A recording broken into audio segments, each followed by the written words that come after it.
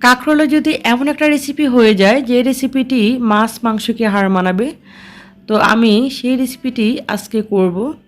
যে রেসিপিটি হলে দেখবেন আপনার ভাতের সাথে আর কিছুই লাগবে না। এখানে আমি কাঁকরোলগুলোকে উপরে যে স্কিনগুলোকে হালকা হালকা একদম ফেলে দিয়েছি, কাঁটাযুক্ত অংশগুলো ফেলে তারপর এভাবে কুচি করে নিয়েছি, কুচি করে ভালো করে ধুয়ে নিয়েছি। খুবই স্বল্প সময়ের বেস্ট একটা রেসিপি। এই রেসিপিটি গরম ভাতের সাথে অসাধারণ লাগবে। এখানে আমি একটা প্যানে দিয়ে দিয়েছি পরিমাণ মতো তেল, তারপর এখানে দিয়ে দিব পেঁয়াজ কুচি, তবে একটু পেঁয়াজ কুচিটা একটু বেশি করে দিলে ভালো লাগে।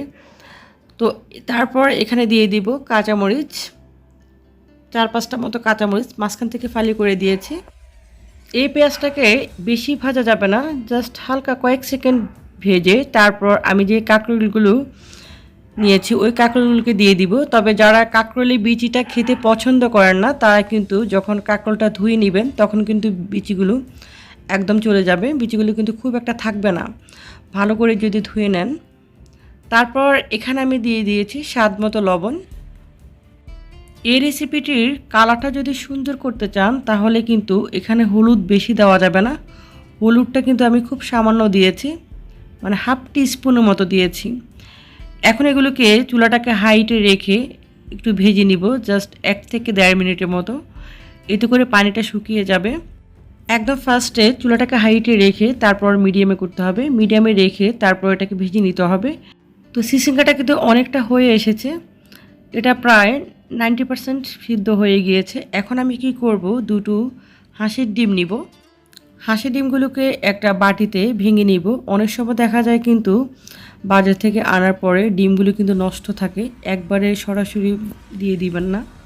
একবারে যদি সরাসরি যে কোনো রান্নাতে দিয়ে দেন তাহলে কিন্তু ডিমটা নষ্ট হওয়ার কারণে আপনার পুরো রান্নাটাই একদম নষ্ট হয়ে যাবে। এই জন্য কী করবেন, আগে থেকে একটা বাটিতে ভেঙে নেবেন, ভেঙে তারপরে দিবেন, এতে করে কোনো প্রকার রিস্ক থাকবে না। তো দেখুন সিসিঙ্গাটা কিন্তু এপাশে একদম পুরো হয়ে গিয়েছে, 95% সিদ্ধ হয়ে গিয়েছে। এখন আমি যে ডিমগুলো ভেঙেছিলাম ওই ডিমগুলোকে আমি দিয়ে দিব। তবে আপনারা চেষ্টা করবেন এই রেসিপিতে হাঁসের ডিম ইউজ করার। হাঁসের ডিম ইউজ করলে এই রেসিপিটা সবচেয়ে মজা হয়। তবে মুরগির ডিম দিতে পারেন বা ফার্মের মুরগির ডিম দিতে পারেন, তবে হাঁসের ডিমটা দিলে সবচেয়ে বেশি মজা হয়। তারপর ডিমটা দেওয়ার পরে একদম সাথে সাথে নাড়বেন না, এটাকে 4 থেকে 5 সেকেন্ডের মতো রেখে দিবেন, রেখে তারপর এটাকে নাড়বেন, নেড়ে 1 থেকে 1.5 মিনিটের মতো নেড়ে তারপরে উঠিয়ে ফেলবেন। তবে ডিমটাকে একদম শক্ত করে ফেলবেন না, যাতে একটু সফট সফট থাকে, এতে করে ভাজিটা সবচেয়ে বেশি ভালো লাগে। আর ডিমটাকে যদি সাথে সাথে নাড়েন তাহলে কিন্তু একদম ডিমটা গুঁড়ি গুঁড়ি হয়ে যাবে। ডিমটা যদি হালকা হালকা আস্তে আস্তে থাকে তাহলে ভাজিটা সবচেয়ে বেশি ভালো লাগে।